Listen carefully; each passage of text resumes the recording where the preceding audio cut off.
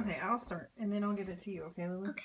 All right, so this is, somebody said that they wish they had had a better feeding tube for their daughter. And so I wanted to show you what was explained to me for Harper. She eats out of a Mickey button, which is placed in her belly. And from what I understand, they drill a hole, surgically put a hole into the stomach, and you insert the Mickey button, and this is what you see, and you feed through this tube right here, right?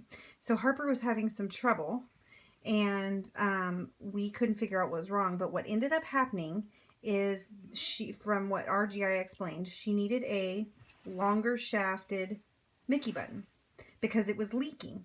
So if you have a tube that's leaking, it could in fact be because your tube shaft is too short, which I was not aware of this because I thought the shorter the better, the tighter the better, but the tighter is not the better, and it was rubbing an ulcer in the underside of her stomach. So I'm going to explain to you kind of, here Lily, you hold this.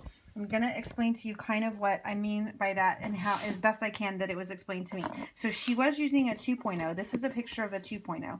And this is a 2.5. This is a 2.5.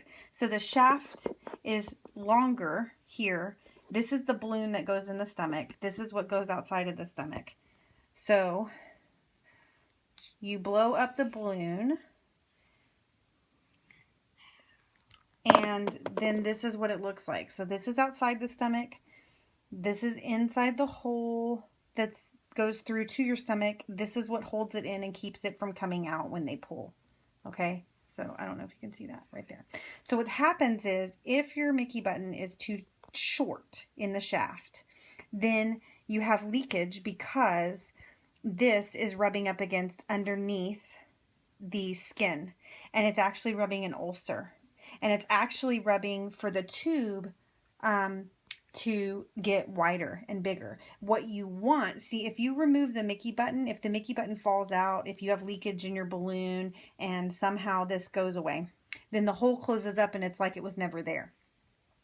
So it's really important when the Mickey button falls out to put it back in right away and do what your protocol would say. But you need to put it back in as a placeholder because the skin will all close up and you'll have to have surgery again.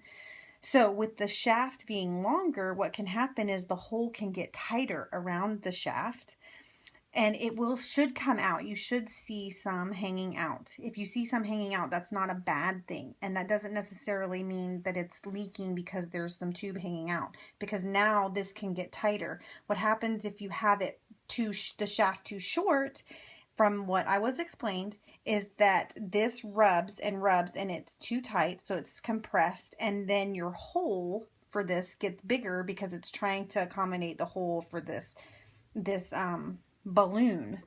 So you should actually have a longer shafted tube. So if you're having a lot of leakage and your patient or child, because for me it's my child, looks uncomfortable, and is messing with the button a lot, you should take them into GI and see if it's because their Mickey button is actually too short, because I would not have thought that that was the problem, and I would have thought that the tighter the button on the skin, the better and the less leakage, but that's not the case at all.